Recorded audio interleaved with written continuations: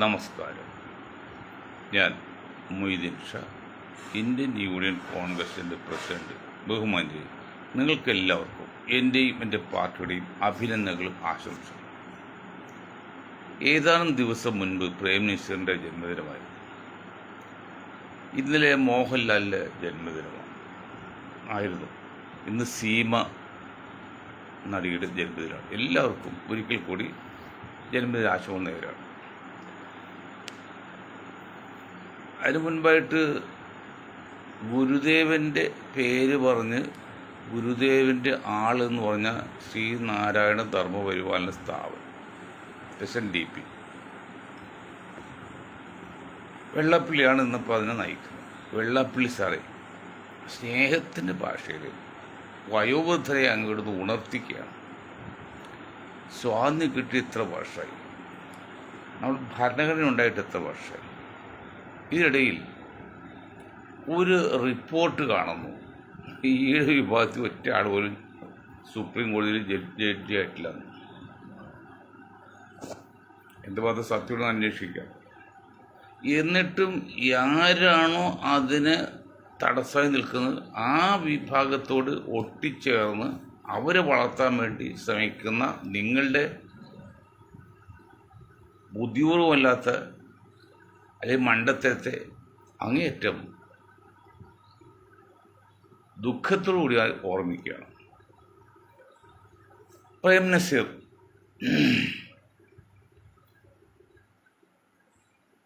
തങ്ങളുടെ സമ്പാദ്യത്തിൽ നല്ലൊരു ശതമാനവും ധർമ്മവും കൊടുത്ത മഹാമനസ്കനായ ഒരാളായിരുന്നു ശ്രീ പ്രേം നസീർ.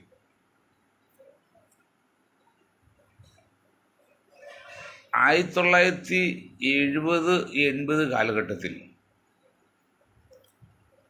ഒരു പൈനാപ്പിൾ ജ്യൂസിന് അന്ന് ബോംബെയിൽ 2 രൂപയ്ക്ക് ഞാൻ കഴിച്ചു. 2 കഴിച്ചപ്പോൾ സങ്കടം വന്നു. ആ ഒരു 2 രൂപയുടെ പൈനാപ്പിൾ ജ്യൂസ് ഇന്നിപ്പോൾ ഏതാണ്ട് 100 രൂപയാണ് കേരളത്തിൽ. 50 ഇരട്ടി, വളരെ ലളിതമായിട്ട്. ചിലതൊക്കെ 150, 200, 300 ഇരട്ടി കൂടിയുണ്ട്. അത് ഞാൻ പറയുന്നില്ല. കാരണം ഇപ്പോൾ ഉദാഹരണം പറഞ്ഞാൽ ഇപ്പോൾ ഡൽഹിയിലെ ജുമാ മസ്ജിദ് പണിതപ്പോൾ സാധാരണ തൊഴിലാളിക്ക് അര പൈസയാണ്, പൈസ രൂപയുടെ വാങ്ങാം. അല്ലാത്തവർക്ക് ഒരു പൈസ എന്ന് പറഞ്ഞാൽ അല്ല ഒരു കാശാണ് സാധാരണക്കാരൻ. അല്ലാത്തവർക്ക് 2 കാശ്, ഒരു അര പൈസയും പിന്നെ 1/4 പൈസയൊക്കെയാണ് കൂലി, ഒരു ദിവസത്തെ കൂലി. 500 വർഷം മുമ്പാണത്, 500. ഇന്നിപ്പോൾ ഏതാണ്ട് 1000, 1500, 2000 ഒക്കെ ആയില്ലേ. അങ്ങനെ വലിയൊരു മാറ്റം വന്നിട്ടുണ്ട്. എങ്കിലും ഈ പ്രേം നസീർ മദ്രാസിൽ ഒരു വസ്തു കച്ചവടം ചെയ്ത് അന്നത്തെ അതിൻ്റെ മൂല്യം 6 കോടി രൂപയാണ്. കേസ് തർക്കം വന്ന് സുപ്രീം കോടതിയിൽ പോയി കേസ് നസീറിന് വിധിച്ചു. നസീർ അന്ന് പത്മഭൂഷൺ കിട്ടിയ സമയമാണ്. അത് കേട്ട് ഇദ്ദേഹത്തിന് ഈ ഒരു സ്വാമിയാണ് അദ്ദേഹം ഉടമസ്ഥൻ, തമിഴ് സ്വാമിയാണ്. അദ്ദേഹത്തിന് അറ്റാക്ക് വന്ന് ഹോസ്പിറ്റലിൽ അഡ്മിറ്റ് ചെയ്തേക്കാം. അവിടുന്ന് ബോധം വന്നപ്പോൾ നസീറിനെ വിളിച്ച്, സാർ, എനിക്ക് 3 പെൺകുളന്തകളാണ്. ഇതുപോയി എനിക്ക് ജീവിക്കാൻ പോയിട്ട് മാർഗമില്ല, ഞാൻ ചത്തുകളയും എന്ന് പറഞ്ഞപ്പോൾ പ്രേം നസീർ നേരിട്ട് അവിടെ ചെന്ന് സംസാരിച്ച് ആശ്വസിപ്പിച്ച് കൊടുത്ത കാശ് പോലും വാങ്ങാതെ മുഴുവൻ വിട്ടുകൊടുത്തു എന്നാണ് ചരിത്രം പറയുന്നത്, സംഭവം പറയുന്നത്. അത്ര ഒരു വിശാല മനസ്കനായിരുന്നു. കള്ളപ്പണമൊന്നും ഉണ്ടാക്കുന്ന ആളല്ല. എന്നിട്ട് പോലും കോൺഗ്രസ് ഭരിക്കുന്ന കാലത്ത് അദ്ദേഹത്തിൻ്റെ മദ്രാസ് വീട്ടിൽ ഇൻകം ടാക്സ് റെഡി ചെയ്യിച്ചു. എന്തിന്? ഒന്നും കിട്ടിയില്ല. കാരണം അദ്ദേഹം രാഷ്ട്രീയത്തിൽ വന്നു. രാഷ്ട്രീയ പദം തുടങ്ങി ഭയങ്കര അത് അദ്ദേഹത്തെ ഒരു കാണാൻ കോച്ചിട്ട് കാലമാണ്. അന്നത്തെ കേരളത്തിൽ ഉൾപ്പെടെ ഒരാൾ പോലും അദ്ദേഹത്തെ സ്വപ്നം കാണാത്തതില്ല. പിന്നെ രാജീവ് ഗാന്ധി കാര്യം എന്നല്ലേ പറഞ്ഞ പോലെ അത്ര എല്ലാവർക്കും വേണ്ട കാണാണ്. അദ്ദേഹത്തിൻ്റെ ശ്രീകൃഷ്ണനായിട്ട് അഭിനയിച്ച ഒരു ഫോട്ടോ ഫ്രെയിം ചെയ്താണ് അത് പക്ഷേ വീട്ടിൽ പൂജിക്കുന്നത്. എന്നുവെച്ചാൽ ഇദ്ദേഹം ഇൻകം ടാക്സ് സംബന്ധിച്ച് എന്തോ വിഷയം സംസാരിക്കാൻ വേണ്ടി ചെല്ലാൻ വേണ്ടി ചെന്നപ്പോൾ അച്ഛൻ പൂജാമുറിയിലാന്ന് പറഞ്ഞു. കുറേ നേരം വീട്ടിൽ വരുന്നില്ല. അപ്പോൾ നസീർ ഇങ്ങനെ അപ്പോൾ നസീർ വന്നിട്ടുണ്ടെന്ന് പറഞ്ഞപ്പോൾ അച്ഛൻ പറഞ്ഞ് എനിക്ക് നസീറും ഖുസീറും ഒന്നും കാണണ്ട എന്ന് പറഞ്ഞിട്ട് ഒരു നിരുത്സാഹമായിട്ട് പറഞ്ഞത്. അങ്ങനെ കുറേ കഴിയുമ്പോൾ ഇദ്ദേഹം എങ്ങി നോക്കിയപ്പോൾ അദ്ദേഹം ശ്രീകൃഷ്ണനായിട്ട് അഭിനയിച്ച ഒരു വേഷത്തിൻ്റെ മുഖമാണ് ഫ്രെയിം ചെയ്ത് വെച്ച് പോയി. അത്ര റെസ്പെക്റ്റുകളാണ്. അങ്ങനെ രാഷ്ട്രീയത്തിൽ ഒന്ന് നല്ല പ്രചരണം കൊടുത്ത് അവസാനം ഇന്ദിരാഗാന്ധിയുടെ പ്രൈവറ്റ് സെക്രട്ടറി അലക്സാണ്ടർ, അത് ഈ ചെമ്മീൻ ചെറിയാൻ്റെ ഒക്കെ ബ്രദർ, രാജാതിരാജനാണ്. പിന്നെ ഇന്ദിരാഗാന്ധി വളരെ ശക്തിയായ നേതാവാണല്ലോ. കേരളത്തിൽ വന്നിട്ട് എല്ലാ പ്രധാന മുതലാളിമാരെ കണ്ട്, അല്ലാതെ ഉപ്പകളെന്ന് കാണാൻ പുലുമാലെ കണ്ട് പറഞ്ഞ് കോൺഗ്രസ് കർണാടക കോൺഗ്രസ് പോയി, സിനിമാടം കൊണ്ടുപോയി, തമിഴ്നാട് MGR കൊണ്ടുപോയി, ഇനി കേരളം കൂടിയുള്ളൂ കോൺഗ്രസ്, അതുകൊണ്ട് ഇവിടെ കോൺഗ്രസ് അനുവദിക്കരുത്, നസീറിനെ അനുവദിക്കരുത് എന്ന് പറഞ്ഞ് ഒതുക്കി കളഞ്ഞു.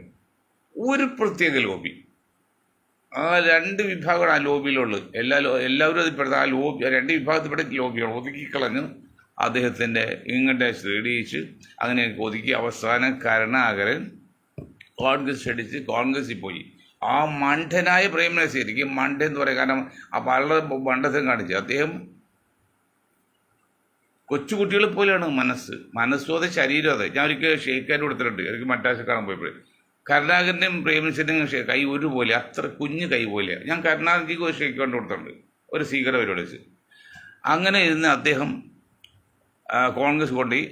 ആ കോൺഗ്രസ്സുകാരാണ് പ്രേംനസീറിനെ കൊന്നത് എന്ന് പറഞ്ഞാൽ അത്ഭുതമില്ല. കാരണം 140 മണ്ഡലത്തിൽ 139 മണ്ഡലത്തിലും ഈ മനുഷ്യരെ കൊണ്ട് ഈ ജാഥ അയച്ച് നാരങ്ങുള്ള ഉപ്പുവെള്ളം കൊടുത്ത്, ഷുഗറുള്ള ആളല്ലേ, AC മാറാത്ത ആളല്ലേ, അതുപോലെ കുഞ്ഞു മക്കളെ പോലെ കഴിഞ്ഞ ആളാണ്. അങ്ങനെയാണ് അസുഖം വന്ന് കാല് മുറിഞ്ഞെന്നുള്ള ചെറിയത് അറിയാൻ പറയാം. കാരണം ഈ ആ സിനിമ മോഹൻലാലൊക്കെ അഭിനയിച്ച പേര് ഞാൻ ഓർത്തിരിക്കും, പടയോട്ടം, അത് ഷൂട്ട് ചെയ്യുമ്പോൾ എന്തോ കാലിൽ ഒരു വിരലും മുട്ടിയുണ്ട്. ഞാൻ ഇദ്ദേഹത്തെ കാണാൻ വേണ്ടി രാത്രി ട്രെയിനിൽ പോയിട്ട് വെളുപ്പിന് മെഡ്രാസിൽ വന്നു. അദ്ദേഹം വെളുപ്പിന് ഫസ്റ്റ് ഫ്ലൈറ്റിൽ വന്ന് ഞങ്ങൾ 8 വരെ 9 മണിക്ക് അദ്ദേഹം വീട്ടിലെത്തി. അപ്പോൾ എന്നോട് ഒരു കാര്യം പറഞ്ഞു, ഞാൻ ആലുവ പാലസിൽ വരുന്നുണ്ട്, അപ്പോൾ കാണാമെന്ന് പറഞ്ഞ് ഞാൻ പോവുകയും ചെയ്തു.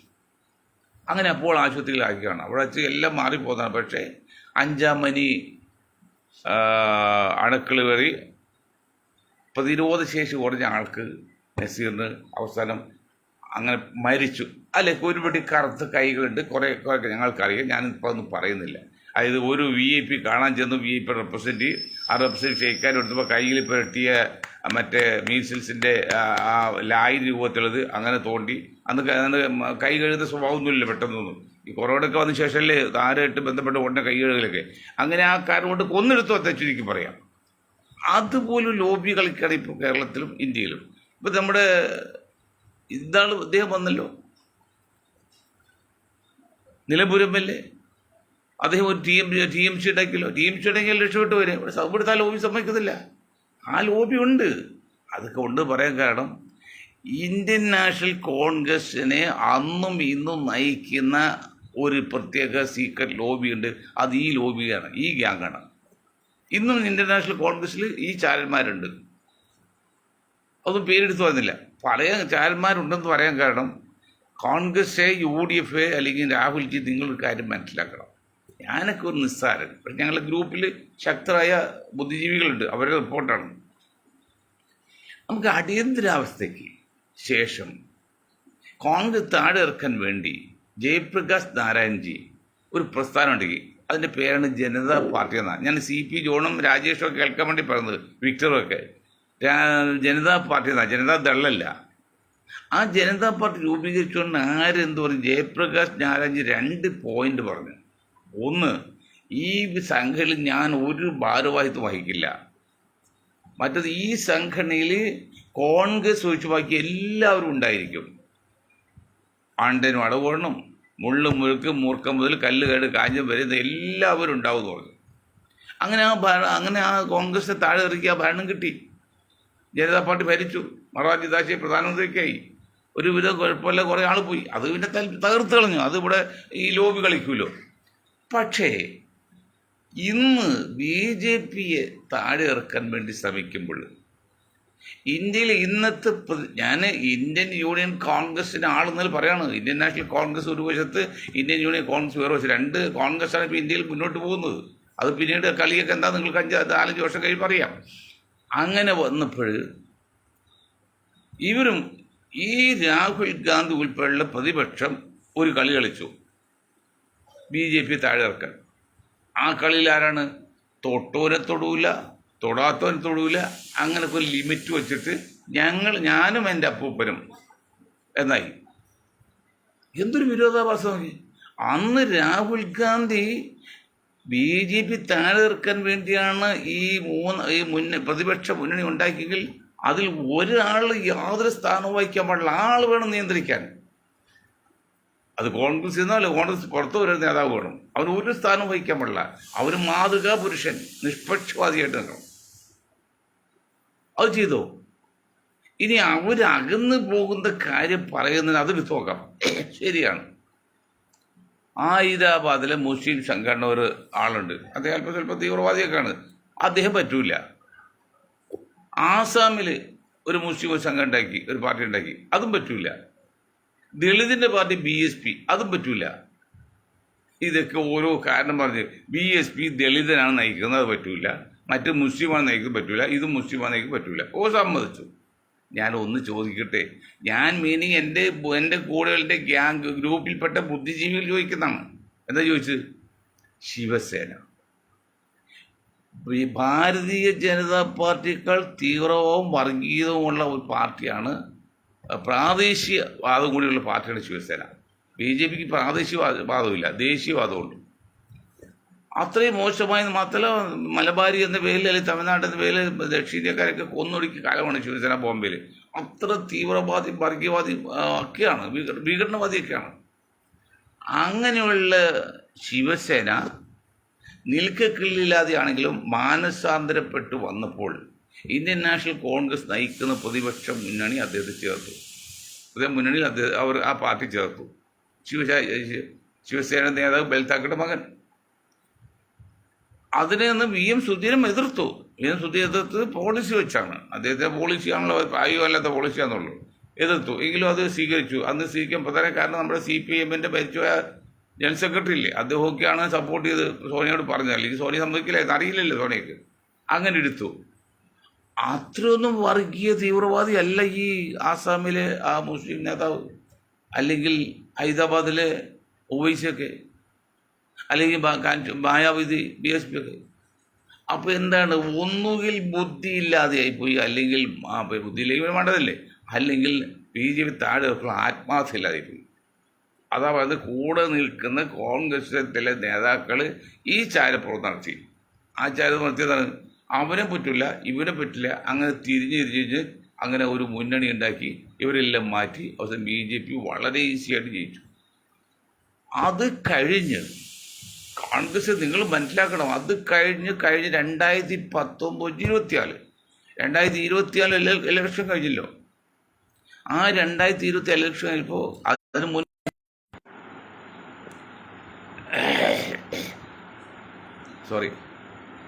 അതിന് മുൻപുള്ള കോൺഗ്രസ് 50 സീറ്റ് കിട്ടിയപ്പോൾ രണ്ടാമത് വന്നപ്പോൾ 2024 100ഓളം സീറ്റ് കിട്ടി. 50 സീറ്റ് വർദ്ധിക്കുക എന്ന് പറഞ്ഞാൽ നിസ്സാര കാര്യമല്ല പാർലമെൻറ്റിൽ എവിടെയാണെങ്കിലും. അത് നമ്മൾ അപ്രീഷിയേറ്റ് ചെയ്യണം കോൺഗ്രസും രാഹുൽ ഗാന്ധിയൊക്കെ. പക്ഷേ അതിൻ്റെ പുറകിൽ കളി എന്തായിരുന്നു? രാഹുൽ ഗാന്ധിയുടെ ഓട്ടം കൊണ്ടാണോ? പ്രതിപക്ഷ മുന്നണിയുടെ സഖ്യം കൊണ്ടാണോ? അതൊക്കെ കാരണമാണ്, ഇല്ലെന്ന് പറയുന്നില്ല. അതിനേക്കാൾ ഉപരി UP-യിൽ ഇപ്പോഴത്തെ ചീഫ് മിനിസ്റ്ററും BJP-യുടെ ഒരു ഗ്രൂപ്പ് വഴക്ക്, അല്ലെങ്കിൽ ഒരു സൗന്ദര്യപ്പടക്കം, അത് കുറച്ച് പേര് നിശബ്ദരായി. അല്ല, അവർ എതിർ പ്രതിയൊന്നുമില്ല. അതുകൊണ്ടാണ് അത് കാരണമാണ് പ്രധാനമന്ത്രിയുടെ ആ ഏകാധിപത്യം പോയി അവസാനം ദൈവമായി പോയി, തെറ്റിപ്പോയില്ലേ. അതുകൊണ്ട് RSSൽ ഒരു വിഭാഗം ഒന്ന് ന്യൂട്രൽ, ആ ന്യൂട്രലിൻ്റെ ഫലമായിട്ടാണ് കോൺഗ്രസ് സീറ്റ് കിട്ടിയത്. അതൊരു ഘടകമാണ്. അത് മാത്രമല്ല, അതിനുശേഷം നടന്നല്ല പഞ്ചാബ്, പിന്നെ ഹരിയാന, രാജസ്ഥാൻ, മധ്യപ്രദേശ്, അങ്ങനെ സ്ഥലങ്ങളിലൊക്കെ തോറ്റത് മാത്രമല്ല, അട്ടലി ഫെയിലിയറായിപ്പോയില്ലേ. എന്താ കാരണം? അവിടെ ഈ ചാരപ്രവർത്തനമാണ്. രാഹുൽ ഗാന്ധി എന്തൊക്കെ പുരോഗമനം പറഞ്ഞാലും രാഹുൽ ഗാന്ധിയുടെ ശിൽബന്ധികളിൽ പലവരും BJP ചാരന്മാരാണ്, സംഘപരിവാർ ചാരന്മാരാണ്. അത് കാണാനുള്ള കഴിവ് രാഹുൽ ഗാന്ധിക്ക് ഇല്ലാതെ പോയി. സോണിയാഗാന്ധി പറഞ്ഞിട്ട് കാലം മാറ്റി മതി, പ്രിയങ്ക പറയണ്ട, വന്നല്ലേ ഉള്ളൂ. രാഹുൽ ഗാന്ധി ഉണ്ടാകണം, അടിവഴക്കറിയണം, ബുദ്ധി പോരാ, പിന്നെ കുബുദ്ധി വേണം, തന്ത്രം പോലെ കുതന്ത്രം വേണം രാഷ്ട്രീയത്തിൽ, പിന്നെ അടിയൊഴുക്ക് വേണം, പിന്നെന്താണ്, അറിവ് പോലെ തിരിച്ചറിവ് വേണം, ബുദ്ധി പോലെ വിശേഷാൽ ബുദ്ധി വേണം. ഇതൊന്നും രാഹുൽ ഗാന്ധിക്ക് ഇല്ലാത്ത പോലെയാണ് കാണുന്നത്. അല്ലെങ്കിൽ ഹരിയാനയിൽ എങ്ങനെ തോക്ക് നേരത്തെ അറിഞ്ഞിരിക്കട്ടെ, മധ്യപ്രദേശ് എങ്ങനെ തോക്ക് അറിഞ്ഞിരിക്കട്ടെ അല്ലേ? അവർ ജനങ്ങളുടെ മാൻഡേറ്റ് അറിയണ്ടേ, നേതാക്കളുടെ പൾസ് അറിയണ്ടേ? അതൊന്നും അറിയാതെ ഈ 4-5 സംസ്ഥാനങ്ങൾ അട്ടുകളിൽ തോറ്റുപോയി. കർണാടകത്തിൽ കിട്ടിയെന്ന് പറയുന്നത് 2-3 ഘടകങ്ങളുണ്ട്. CP ജോൺ ഞാൻ നിങ്ങളോട് പറയാണ്, നിങ്ങൾക്കറിയാം, ബുദ്ധിയുള്ള ആളാണ് നിങ്ങൾ. അവിടെ NGOs ഉണ്ട്, നോൺ ഗവൺമെൻറ് ഓർഗനൈസേഷൻ. അത് 100 NGOs വോട്ടേഴ്സ് പേര് ചേർത്തു, വോട്ട് ചെയ്യാൻ സഹായിച്ചു. അവരൊരു ആനുകൂല്യം പറ്റിയില്ല. BJP താഴെ ഇറക്കാൻ വേണ്ടി മാത്രമാണ്. പിന്നെ മറ്റ് പ്രതിപക്ഷ നേതാവിലെ ഉള്ളതിലേക്ക് ഇപ്പോഴത്തെ മുഖ്യമന്ത്രിയും ശിവകുമാറും ഒക്കെ വളരെ സഹകരിച്ചും ആത്മാർത്ഥരും. അങ്ങനെ ഇടിച്ചതിനെ അരിച്ചതുപോലെ ആക്കിയത് കൊണ്ടാണ് കർണാടകയിൽ വോട്ട് കിട്ടി. അവിടെ കോൺഗ്രസ് കൊണ്ട് മാത്രമല്ല, മനസ്സിലായില്ലേ? പക്ഷെ ആ ഒരു ബുദ്ധിയൊന്നും, ആ കർണാടകത്തിൽ കാണിച്ച ബുദ്ധിയൊന്നും രാജസ്ഥാനിൽ കാണിച്ചില്ല, പഞ്ചാബിൽ, പിന്നെ മധ്യപ്രദേശിൽ കാണിച്ചില്ല, മറ്റു ചില സംസ്ഥാനങ്ങളിൽ കാണിച്ചില്ല. അവിടെ ഈ NGOs ഇപ്പം ഞങ്ങൾ പറയുന്ന ഇന്ത്യൻ യൂണിയൻ കോൺഗ്രസിൻ്റെ പുറകിൽ പ്രവർത്തിക്കുന്ന ഒരു 10-20 ഉള്ള വ്യക്തികളുടെ ഒരു ഗ്രൂപ്പ്, അവർ ബുദ്ധിജീവികളാണ്, അവർ രാഷ്ട്രീയ മീമാംസയാണ്, അവർ മനഃശാസ്ത്രജ്ഞനാണ്, ഫിലോസഫിസ്റ്റാണ്, സാമൂഹ്യ നീതി അറിയാം, എങ്ങനെയുള്ള മനുഷ്യ നന്മയിലെ വേറൊന്നും അവർക്കില്ല. അവരുടെ ആ ഒരു റിസൾട്ടാണ് എനിക്ക് കിട്ടുന്ന എൻ്റെ കഴിവ്, എൻ്റെ എനർജി. അല്ല മൊയ്തീൻ ഷാക്ക് എന്തുണ്ട്, വേറെ 0. പക്ഷെ ഈ പറയുന്ന കാര്യങ്ങൾ എങ്ങനെ കിട്ടുന്നു? അത് എൻ്റെ ഗ്രൂപ്പിൻ്റെ ശക്തിയാണ്. അതുപോലെ NGOs 100 കണക്കാണ് കർണാടകയിൽ പ്രവർത്തിച്ചത്. അവർ വിട്ടുപോയി, മറ്റു സ്റ്റേറ്റിൽ ഉണ്ടായില്ല. അപ്പം ഇനിയെങ്കിലും രാഹുൽ ഗാന്ധി മനസ്സിലാക്കേണ്ട കാര്യം, രാഹുൽ ഗാന്ധി ഒരു പോയിന്റ് വളരെ പ്രസക്തമാണ്. എന്താണ്? ജാതി സെൻസസ്. ഇവിടെ പറഞ്ഞ ഉന്നത വിഭാഗ ജോലിയെല്ലാം 99% കേവലം 2% വരുന്ന ഒരു വിഭാഗത്തിൽ നിന്നാണ്. അതൊക്കെ പരിഹാരം കാണുമെങ്കിൽ ജാതി സെൻസസ് എടുത്തിട്ട് ജനസംഖ്യയ്ക്ക് ആനുപാതികമായ രീതിയിൽ സർക്കാർ ഉദ്യോഗങ്ങൾ പങ്കിടണം. ഇലക്ഷന് വേണം, പഠനത്തിൽ വേണം. അതിൻ്റെ ഒരു നാന്ദിയാണ്, ഒരു മാതൃകാ ചോദ്യമാണ് രാഹുൽ ഗാന്ധി പറഞ്ഞ ജാതി സെൻസസ് വേണമെന്ന് പറഞ്ഞത്. അക്കാര്യത്തിൽ രാഹുൽ ഗാന്ധി നമ്മൾ പറഞ്ഞില്ലേ, ഇന്നലെ പറഞ്ഞില്ലേ, അക്കാര്യത്തിൽ രാഹുൽ ഗാന്ധി നമ്മൾ എത്ര കണ്ട് പുകഴ്ത്തിയാലും എത്ര കണ്ട് നന്ദി പറഞ്ഞാലും തീരുമില്ല. അത്ര സങ്കീർണമായൊരു വിഷയമാണ്, അല്ലെങ്കിൽ ആയിരുന്നു ഇന്ത്യയിൽ ഈ ജാതി സെൻസസ്. പക്ഷേ ഗുരുദേവൻ്റെ ആൾക്കാർ ഏതാണ്ട് 21% കേരളത്തിലുണ്ട്, ഈഴവർ. കഴിഞ്ഞ 50 പോയിട്ട് ഇപ്പോൾ 75 വർഷമായിട്ട് ഒരൊറ്റ ആൾ പോലും സുപ്രീം കോടതി ജഡ്ജിയില്ലെന്ന് പറഞ്ഞു. ഇന്നൊരു വലിയൊരു അമേരിക്കൻ സയൻറ്റിസ്റ്റ്, മലയാളിയാണ് അദ്ദേഹം, എനിക്ക് മനസ്സിലാകുന്നത്, ഞാൻ ഇപ്പോഴേ കേട്ട്, ഈ നിമിഷം കേട്ടുകൊണ്ടാണ് എനിക്ക് അത്ഭുതം തോന്നി. ഒരൊറ്റ ആൾ പോലും സുപ്രീം കോടതി ജഡ്ജി ആയിട്ടില്ലെന്ന്. എവിടെ പോയി വെള്ളാപ്പള്ളി? SNDP ആൾക്കാരോട് പോയി, ബുദ്ധിജീവികൾ പോയി, ഈഴവൻ പിണറായി വിടുകാനോടെ പോയി, കേരളത്തിലെ ഈഴ വിഭാഗം ഇവിടെ പോയി, അല്ലെങ്കിൽ തീയരോടെ പോയി, ചോരന്മാരോടെ പോയി. അത്രയുണ്ട് സങ്കീർണമാണ് സുപ്രീം കോടതി ജഡ്ജിമാരുടെ നിയമനവും അതിൻ്റെ പാരമ്പര്യവും വരേണ്ട സാഹചര്യവും. ഇപ്പോൾ കേരളത്തിൽ നോമിനേറ്റ് ചെയ്ത കുറേ RSS ജഡ്ജിമാരുണ്ട്. അവരിൽ ഇന്നലെ 5-10 വർഷവും നേരെ പോകുന്നത് സുപ്രീം കോടതിയിലേക്കാണ്.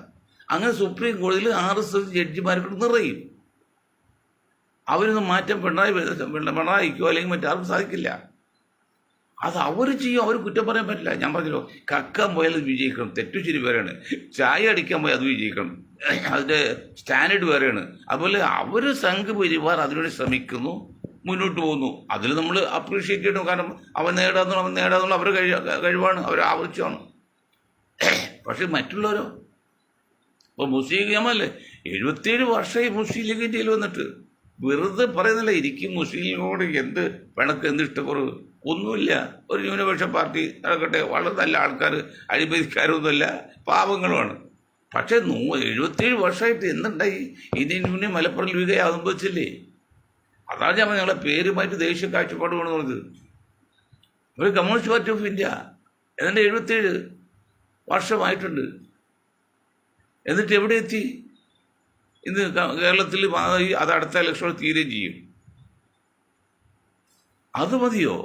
എന്താണ് അങ്ങനെ സംഭവിക്കുന്നത്? അവരെല്ലാം ഈ പിന്നോക്ക ദളിത് ന്യൂനപക്ഷം എന്ന് പറയുന്ന ഒരു ശക്തിയുണ്ട്, ഒരു ഐക്യമുണ്ട് ഇന്ത്യയിൽ.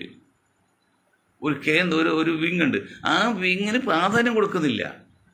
ഇതിൽ കമ്മ്യൂണിസ്റ്റ് പാർട്ടി ഓഫ് ഇന്ത്യയിൽ CPM-ൻ്റെ നേതാക്കൾ ആരെങ്കിലും ഒരു മനുഷ്യത്വോ സാമൂഹ്യ നീതിയോ അല്ലെങ്കിൽ പ്രതികരണ ശേഷി ഉണ്ടെങ്കിൽ ഒരു സഖാവെങ്കിലും ഉണ്ടായിരുന്നെങ്കിൽ, ഞാൻ സഖാക്കളോടും പിന്നെ പിണറായിയോടും വളരെ ആദരവോട് പറ്റി പറയുകയാണ്, ഉണ്ടായിരുന്നെങ്കിൽ കേവലം 9% വരുന്ന ഒരു വിഭാഗത്തിൽ നിന്ന് ഡെപ്യൂട്ടി സ്പീക്കർ ഉൾപ്പെടെ 12ഓളം പേരെ കൊടുക്കുമോ?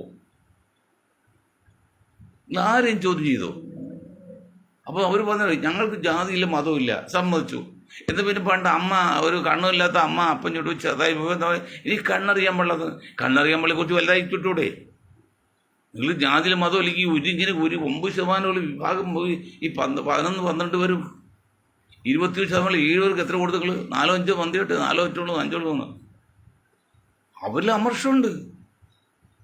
ഇത് പാടില്ല സഖാവേ, അല്ലെങ്കിൽ ഇത് പാടില്ല. പൊളിറ്റ് ബ്യൂറോയിൽ അല്ലെങ്കിൽ പിന്നെ സ്റ്റേറ്റ് കമ്മിറ്റി കൂടുമ്പോഴേ അത് ശരിയല്ല, ഏതാണ്ട് ആനുപാതികമായിട്ട് കൊടുക്കുമെന്ന് പറയാൻ ഒരൊറ്റ സഖാക്കൾ കേരളത്തിലുണ്ടായോ? അതാ ഞാൻ പറഞ്ഞത്, ഭൂപേഷ്ക നിയമം വരുത്തി. അതിൻ്റെ ക്രെഡിറ്റ് മുഴുവൻ അതിൻ്റെ CPM-ആണ് ഏൽക്കുന്നത്, അല്ലെങ്കിൽ കമ്മ്യൂണിസ്റ്റ് പാർട്ടിയാണ്. അത് വർഷത്രയായി, 260 വർഷമായില്ലേ? എന്തെങ്കിലും അതിന് ശേഷം അതിനെക്കുറിച്ച് ഒരു പഠനം നടത്തുക, അതിൻ്റെ വിജയം എങ്ങനെ, തോൽവി എങ്ങനെയെന്ന് നടത്താൻ പറ്റുമോ? എന്താണ് ഇന്ത്യയിൽ കമ്മ്യൂണിസ്റ്റ് പാർട്ടിക്ക് ഇവിടെ പണി? ഇപ്പം എന്തെങ്കിലും സമ്പാദിക്കുക, കെട്ട പണിയല്ല, അവരുടെ കോൺട്രാക്ടർമാരാ. സഖാക്കളും എല്ലാം കെട്ട പണി. അത് ആ സഖാവിൻ്റെ, ഇത് ഈ സഖാവിൻ്റെ സമ്പാദ്യ മനസ്സ് മാത്രമേ ഉള്ളൂ. അങ്ങനെ ചെയ്യുന്ന ഒരു പാർട്ടി ഉണ്ട് ഇന്ത്യയിൽ, അത് BJP-ആണ്. BJP-യുടെ ഏത് ചോട്ട നേതാവ് ഒരു സമ്പന്നന്മാരായി, അവരും വിശ്വസിച്ചൊക്കെ ഇത് കിട്ടുന്നതായിട്ട് കിട്ടി. അതാണ് അങ്ങനെ സ്വന്തം രക്ഷപ്പെടാനാണോ കമ്മ്യൂണിസ്റ്റ് പാർട്ടി ഉണ്ടാക്കിയത്? വലിയൊരു മൂല്യമില്ലേ കമ്മ്യൂണിസ്റ്റത്തിന്? വലിയൊരു അടിത്തറയില്ലേ? വലിയൊരു തത്വസംഹിതയില്ലേ? ആ പാർട്ടിക്ക് എന്ത് പറ്റി? നിങ്ങൾ ആലോചിച്ച് നോക്ക്. ഈ 9% ഒരു വിഭാഗത്ത് മതി 12ഓളം പേരെ ഡെപ്യൂട്ടി സ്പീക്കർ കൊടുത്തപ്പോഴേ അവിടെ അനീതിയാണത്, നീതിയല്ല എന്ന് മനസ്സിലാക്കാനുള്ള കഴിവുള്ള ഒരു സഖാവെങ്കിലും. ഇത് കോൺഗ്രസ്സുകാർ ഇത് പറയുമ്പോൾ പറയത്തല്ല മൊയ്തീൻ ഷാ പറയുന്നത്. മൊയ്തീൻ ഷാക്ക് വ്യക്തി താല്പര്യമോ അല്ലെങ്കിൽ കമ്മ്യൂണിസ്റ്റ് വിരോധമൊന്നുമില്ല, സംഘപരിവാർ വിരോധം നമുക്കില്ല. നല്ല കാര്യം ആരും നമുക്ക് കേൾക്കും. അന്ധമായ സംഘവിരോധം അല്ലെങ്കിൽ കമ്മ്യൂണിസ്റ്റ് വിരോധമോ, അതുകൊണ്ട് എൻ്റെ ചാനലിൽ കുറച്ച് ആൾക്കാർ മുറോട്ട് പോകുന്നത് എനിക്കറിയാം. എങ്കിൽ നമുക്ക് അന്ധമായ വിരോധമില്ല, കമ്മ്യൂണിസ്റ്റോടും ഇല്ല, സംഘപരിവാരോടും ഇല്ല, കോൺഗ്രസ് ഒന്നുമില്ല. പക്ഷെ നിങ്ങൾ ചെയ്ത ഒരാൾ ചോദിച്ചോ? ഇല്ല. അപ്പോൾ ഇനിയെങ്കിലും കോൺഗ്രസ് ചെയ്യേണ്ടത് ഇങ്ങനെ BJP ഒഴിച്ചുള്ള ഇതിനോട് യോജിക്കാവുന്ന എല്ലാ പാർട്ടികളും ക്ഷണിക്കുക. വരുന്നവർ പറ്റുക, വരാത്തവരിട്ട അല്ല. അവിടെക്കുള്ള ഇവിടെക്കുള്ള എന്ന് പറയുന്ന തീരുമാനം എടുക്കുന്ന ആ ശക്തി കോൺഗ്രസിൻ്റെ ശത്രുവിൻ്റെ ശക്തി വരുന്നതാണ്. കോൺഗ്രസ് ചാൽമാലിൽ നിന്നതാണ്. അവന് നമുക്ക് പറ്റൂല. TMC തൃണമൂൽ കോൺഗ്രസിൻ്റെ രൂപീകരണത്തോട് പിന്നെ അൻവർ ഉണ്ടാക്കി മുന്നണിയിൽ വന്നാൽ എന്തായത് കുഴപ്പം? രാജ്യം ഭരിക്കുന്ന കക്ഷി, നാളെ രാജ്യം ഭരിക്കാൻ സാധ്യതയുള്ള കക്ഷികളെ നയിക്കുന്നത് കൊച്ചു പാർട്ടിയാണോ? CMP പോലെ ഒരു ജില്ലാ പാർട്ടിയാണോ? അല്ലെങ്കിൽ കേരള കോൺഗ്രസ് മാണി പോലെ ജില്ലാ പാർട്ടിയാണോ? ദേശീയ പാർട്ടിയല്ലേ? അത് രൂപീകരിച്ച് വന്നപ്പോൾ കോൺഗ്രസ് നിങ്ങൾ സപ്പോർട്ട് ചെയ്തില്ലേ? അപ്പോൾ നിങ്ങൾക്ക് ഭയം മാത്രമല്ല, മദിനിയെ SP-യിൽ ചേർക്കാതെ എങ്ങനെ കളിച്ചോ അതേ കളിയാണ് ഇതും കളിച്ചത്. ഇതൊന്നും ആർക്കും മനസ്സിലാകില്ല എന്ന് വിചാരിക്കരുത്. എല്ലാവരും മണ്ടന്മാരെന്ന് വിചാരിക്കരുത്. എല്ലാ തിണ്ണയും മണ്ണാണ് എന്ന് വിചാരിക്കരുത്. ചില കല്ലുണ്ടാവും. അപ്പോൾ ഇതൊക്കെ മനസ്സിലാക്കാൻ കഴിവുള്ള കുറേയധികം ആൾക്കാരെങ്കിലും സംസ്ഥാനത്തും ഇന്ത്യയിൽ ജീവിച്ചിരിപ്പെടുന്നുള്ള ഓർമ്മ വേണം. ഇതിലേക്ക് അർത്ഥം ഒതുക്കൽസാണ്. പ്രൈം മിനിസ്റ്ററിനെ എങ്ങനെ നിങ്ങൾ ഒതുക്കി കളഞ്ഞു? മരിച്ച ശേഷം ബസ് സ്റ്റോപ്പ് പോലും പണിയാത്ത ഇരിക്കുന്ന നസീറിന് എത്ര വർഷമായി? 1989 മരിച്ചാണ്. ജനുവരി 16 വർഷം 90 പോയിട്ട് 36 വർഷമായില്ലേ? 36 വർഷം ഇടയ്ക്ക് ഈ പ്രേം നസീർ ബെസ്റ്റ് പോലും പണിയാൻ പറ്റുമോ? ഇപ്പൊ പ്രേം നസീർ സംഘടന എന്താ ഒരു ട്രസ്റ്റ് ഉണ്ടല്ലോ, അത് മേനകയുടെ ഭർത്താവാണ്. മേനകയുടെ ഭർത്താവാണ്. നിങ്ങൾക്ക് എന്ത് ചെയ്യാൻ പറ്റി 36 വർഷത്തിനകം? ഈ മേനകയുടെ ഭർത്താവിന് സുരേഷ് പക്ക സംഖ്യയാണ്. അതുകൊണ്ടാണ് പ്രേം നസീറിന്റെ ഇത് വെച്ചത്. ആയിക്കോട്ടെ, അതിനും കുഴപ്പമില്ല. എന്നിട്ട് എന്തുണ്ടാക്കി? ഒരു ബസ് സ്റ്റോപ്പ് ഉണ്ടാക്കിയോ? ഒന്നുമില്ലായിരുന്ന സത്യന്റെ പേരിൽ ട്രിവാൻഡ്രത്ത് വലിയൊരു ഹാൾ ഉണ്ടായിട്ട് എത്ര വർഷമായി? ഇപ്പൊ 1/4 നൂറ്റാണ്ട് കഴിഞ്ഞു. ഞാൻ പറയുന്നത് സങ്കടമുണ്ട്. എല്ലാവർക്കും തുല്യ നീതി ലഭിക്കണം, അതില്ല. അത് കോൺഗ്രസ് അതുകൊണ്ട് വരെ പ്രത്യേകமான സമയം തീരാമാണ്. കോൺഗ്രസ് മനസ്സിലാക്കേണ്ടത്, കോൺഗ്രസ് BJP ഒഴിച്ചുള്ള സർവ്വ പാർട്ടിയും മുന്നണി ചേർത്തിട്ട് രാഹുൽ ഗാന്ധി അല്ലെങ്കിൽ ഏതെങ്കിലും ഒരു നേതാവ് ഒരു സ്ഥാനം വഹിക്കരുത്. അവർ നിഷ്പക്ഷമായിട്ട് തന്നെ നിൽക്കണം.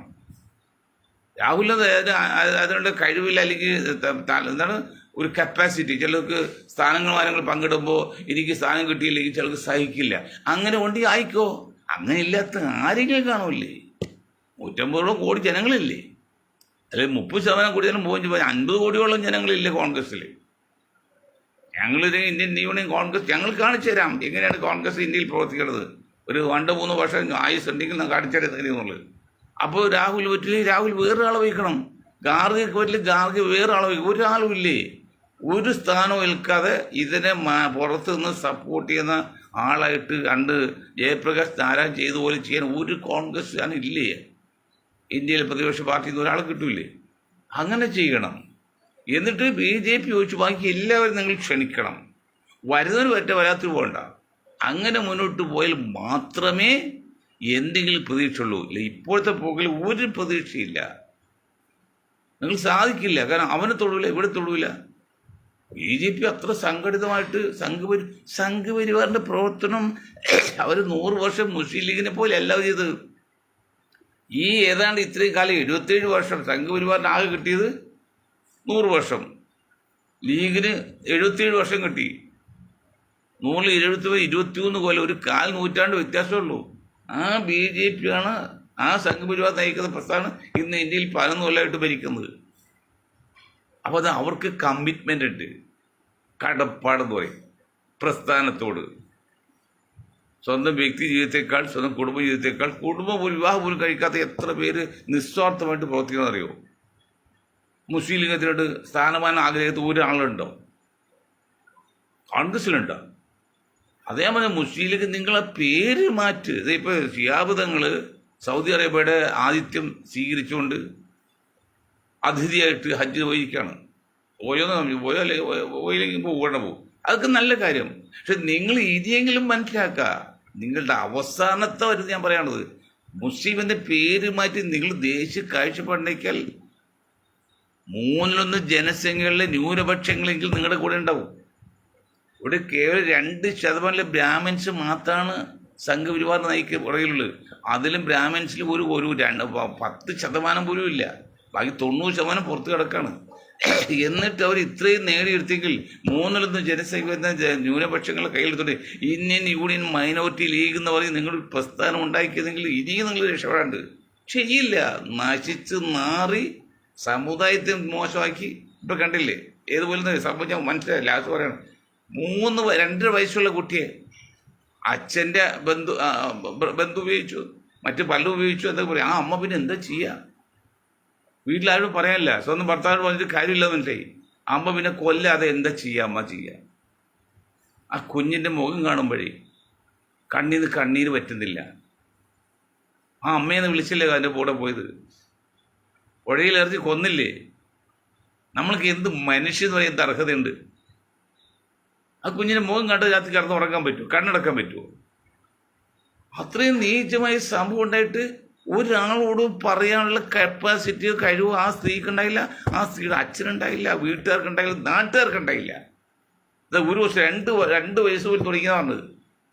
എനിക്ക് മനസ്സിലാകുന്നില്ല. ബോച്ചോടെ നദിപ്പോഴും ഹാള് കേക്ക് വേണ്ടത് എന്ത് ചെയ്തിട്ടാണ് അവർ എന്താ ചെയ്തത്? 2 വയസ്സുള്ള കുട്ടി എന്ത് ചെയ്യാൻ പറ്റുമോ? അതൊക്കെ ഈ നെറ്റിൽ നിന്ന് കാണുന്നുണ്ട്. മൃഗങ്ങളായിട്ട് ബന്ധപ്പെടുന്നതും കുട്ടികൾ ബന്ധപ്പെടുക. പണ്ട് കാലത്ത് ആർക്കും ഇത് അറിയില്ല. പക്ഷേ ഇപ്പം അത് കണ്ടാണ് ഇതെല്ലാം ചീത്തയാകുന്നത്. എന്നിട്ട് ഞാൻ പറഞ്ഞു വരുന്നത്, അതുപോലെ നശിച്ചു മുസ്ലിം ലീഗ്. നിങ്ങളെ പേര് മാറ്റി ഒരു തീരുമാനം എടുത്തില്ലെങ്കിൽ ആ കുട്ടിയുടെ കുടുംബം എങ്ങനെ നശിച്ചു പോയി പറഞ്ഞില്ലേ? നശിച്ചു കഴിഞ്ഞ പോലെ പറയണ്ടോ? അച്ഛനും പോയി അമ്മയും പോയി ഒക്കെ പോയി, കുടുംബം തന്നെ പോയി. അതുപോലെ നിങ്ങൾ ഒന്നിനും കൊള്ളാത്ത ശവപ്പറമ്പ് പോലെ ആയിത്തീരും മുസ്ലിം ലീഗ്. എത്രയും പെട്ടെന്ന് നിങ്ങൾ ആ മുസ്ലിമിൻ്റെ പേര് മാറ്റി ദേശീയധാരയിലേക്ക് വരുമോ? ഞാൻ അപ്പോഴും വീണ്ടും പറയണം, മുസ്ലിം എന്ന പദത്തിൽ ഒരു കുഴപ്പമില്ല. മറ്റ് ഏതൊരു ജാതിയേക്കാൾ സമുദായത്തേക്കാൾ ഒപ്പമോ ഒരു പിടി മുന്നിലോ ഉള്ളതാണ് മുസ്ലിം. അത് കുഴപ്പമില്ല. പക്ഷെ നിങ്ങൾ പൊളിറ്റിക്സിൽ വരുമ്പോൾ നിങ്ങളെ ജാതി പേര് ഉപയോഗിച്ചാൽ നിങ്ങളുടെ അപകടമാണ്. അത് മനസ്സിലാക്കി മുന്നോട്ട് പോകണമെന്ന് പ്രത്യേകം പറയണം. കരഞ്ഞ് പറയുകയാണ്. കാരണം ബുദ്ധിയുള്ള ഒരുത്തം പോലും കാണുന്നില്ല. ചിന്താശീലമുള്ളവരും യുക്തിയുള്ളവരും ഒരാളെ കാണുന്നെങ്കിൽ ഇവർ പറഞ്ഞ് മനസ്സിലാക്കണ്ടേ? കോൺഗ്രസ്സുകാർ നിങ്ങളിവിടെ, മുസ്ലിം സമുദായത്തെ മറ്റു ആൾക്കാർ നിങ്ങളിവിടെ, നിങ്ങൾ ഈ ലീഗ് നേതാക്കൾ പറഞ്ഞ് മനസ്സിലാക്കണ്ടേ? അതിന് അപകടം എന്തേ ലീഗ് മുസ്ലിങ്ങൾക്ക് മനസ്സിലാക്കാത്തത്? പാവം മണ്ടൻ മൊയ്തീൻ ഷാ പറയേണ്ടി വരുന്നല്ലോ ഒക്കെ. ഞാൻ പറയുന്ന അള്ളാഹുവിൻ്റെ അനുഗ്രഹം കൊണ്ടും കാണാമല്ലോ, എൻ്റെ കഴിവുകൊണ്ടല്ല. അങ്ങനെ ചെയ്യണമെന്ന് പറഞ്ഞുകൊണ്ട് ഞാൻ എൻ്റെ വാക്കുകൾ നിർത്താണ്. നിങ്ങൾക്ക് 1000 നന്ദി. ജയ് ഹിന്ദ്.